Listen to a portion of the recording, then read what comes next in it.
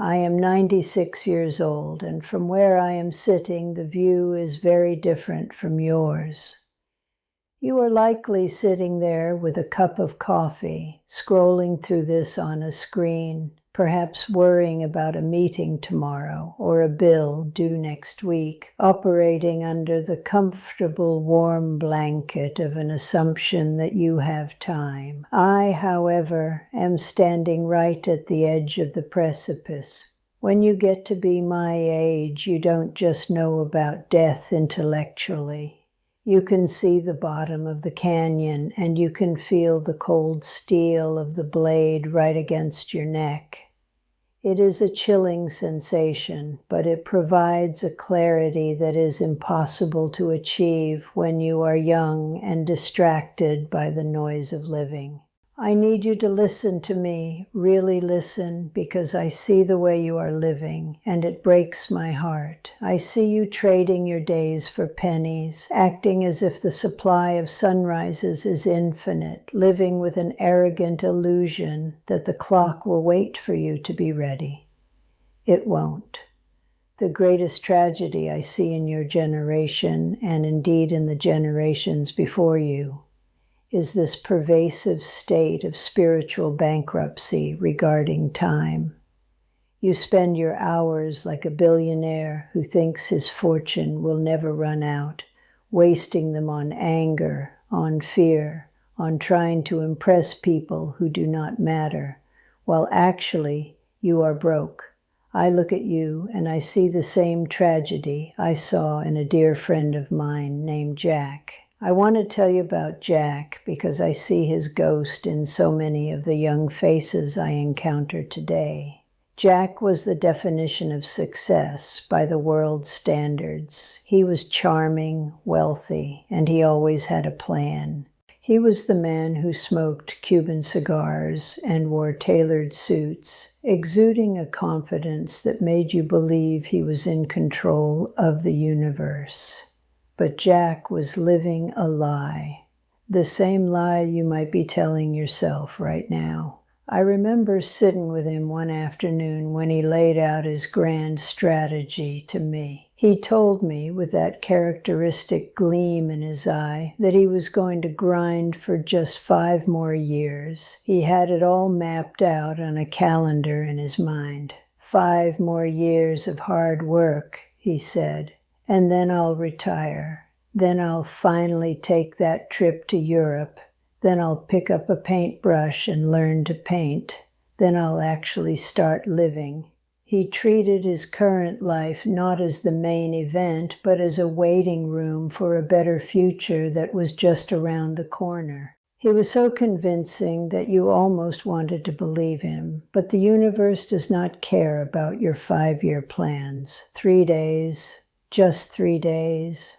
After he told me this, Jack was walking down the street, perhaps thinking about that future, when his heart stopped. He hit the pavement and was gone before he even knew what happened. He was 42 years old. The horror of Jack's story isn't just that he died. We all die. The horror is that he never actually lived. He spent his entire existence holding his breath, waiting to exhale at a later date that never arrived. And here is the brutal truth that you need to swallow, however bitter it tastes. The world did not stop for Jack, and it will not stop for you. The traffic lights kept changing, the sun continued to rise, and his schedule remained full of appointments he would never keep.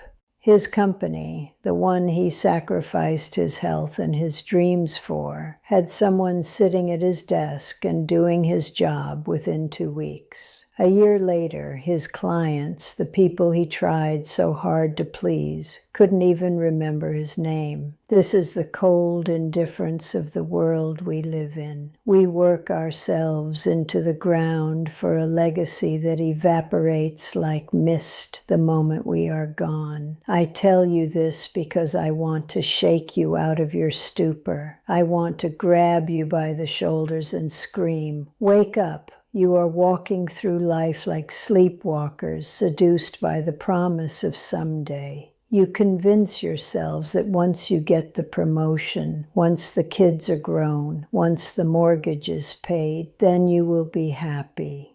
But I am here at the end of the road to tell you that the future you are sacrificing for is largely a fabrication. I look around at my life now, at the things I spent decades worrying about, and I realize how much of it was just noise. Consider the things you are currently stressing over. You worry about your car, your house, your clothes, your collection of gadgets. You work long hours, missing your children's childhoods, missing the changing of the seasons, all to accumulate more things. But let me tell you what I call those things now: future trash. That is all they are. Everything you are working so hard to buy, everything you are polishing and protecting, is destined for a landfill. Have you ever seen a hearse pulling a U-Haul trailer? Of course not. You cannot take any of it with you. And if you think your children will treasure your prized possessions, you are deluding yourself. They don't want your china sets or your heavy furniture. When you are gone, they will call a stranger to come and haul it away. Or they will sell it for pennies at a yard sale just to clear out the space. I know this sounds harsh, but I do not have time for politeness anymore. I have outlived my enemies, and I have outlived my own vanity. I remember a time in my own life, back in 1979, when I was named Businesswoman of the Year. I stood on a stage holding a heavy glass trophy, blinded by the spotlights and the applause. In that moment, I felt like a god. I felt like I had won the game of life. But then the ceremony ended, the lights went out, and I drove home to a dark, quiet house. I sat at my kitchen table, still in my expensive gown, staring at that trophy, and I felt a loneliness so profound it nearly crushed me. The trophy was cold and hard. It couldn't hug me. It couldn't ask me how my day was. And now, that trophy is sitting in a cardboard box in a damp basement somewhere, gathering dust. But do you know what isn't in a box? The memory of the sad eyes of the people I neglected to get that trophy. The memory of the dinners I missed and the conversations I cut short because I was too busy being important. If you strip away the titles, the bank accounts, and the heavy glass trophies, you are forced to ask yourself, what actually remains? I have had 96 years to think about this, and I can tell you that the only thing you truly possess is what you have given away. This is the great paradox of existence that you are currently too busy to understand. You spend your life trying to accumulating money, accumulating status, accumulating followers. But real wealth is found in the dissolution of the self into others. My most precious memories are not the board meetings or the handshake deals. They are the quiet, unglamorous Sunday mornings sitting in the garden with my husband, listening to the birds and drinking cheap tea.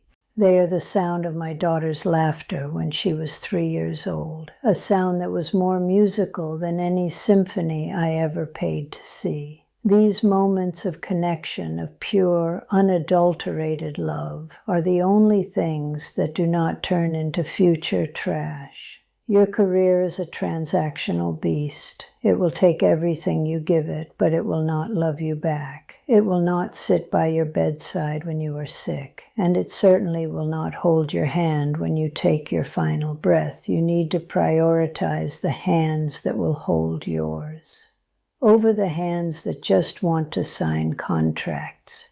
Yet I know why you hesitate. I know why you stay in jobs you hate and marriages that have gone cold, and why you don't paint that picture or book that flight. It is because you are terrified of what they will say.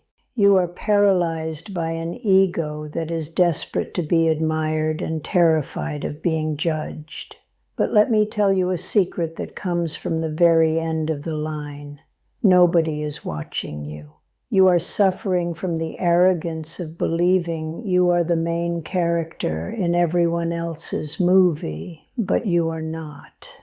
To the rest of the world, you are just background noise. Everyone else is too consumed by their own insecurities, their own bills, and their own reflections in the mirror to care about your failures or your embarrassments. And even if they do judge you, so what? Their judgment will rot in the grave right alongside them. Do not let the opinions of ghosts dictate how you live the only life you have. You must kill your ego before it kills your spirit. You must realize that the fear of embarrassment is a cage you have built for yourself, and the door has been unlocked the entire time. To break free from this cage, you need a strategy, a way to trick your brain into seeing reality. I want you to practice something that I call the last time. It is a stoic exercise, a way of looking at the world that strips away the boredom of routine. Every time you do something, whether it is pouring a cup of coffee, tying your shoes, or hugging your mother, I want you to pause and tell yourself, this could be the last time I ever do this. Because statistically speaking, one day it will be. There is a finite number of times you will see the ocean.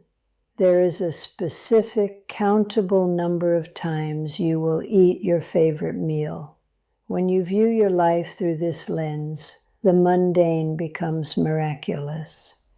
You stop scrolling through your phone while your child is talking to you, because you realize that specific conversation in that specific moment will never happen again.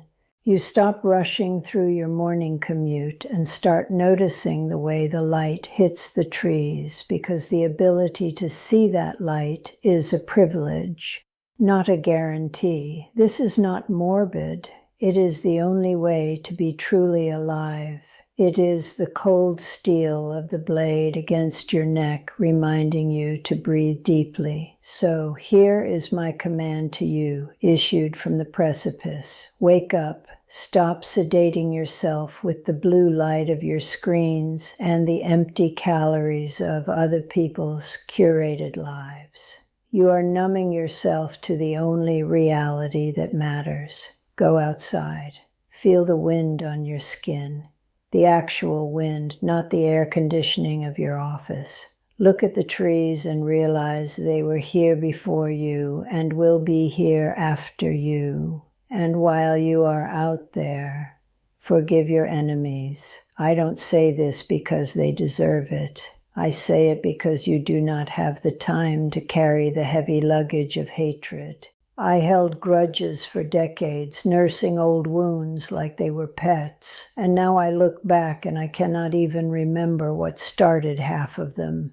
That anger ate away at my time, my precious bankrupt time, and gave me nothing in return. Drop it. Walk away from it. You are too close to the finish line to carry that weight. I am tired now. My voice is raspy and my energy is fading, much like the day eventually fades into night. I have said what I needed to say. I have told you about the illusion of time, the tragedy of Jack, the emptiness of the trophy, and the freedom of the last time. But I cannot live your life for you. I am standing at the chessboard, and I am in the end game. I can see the checkmate coming.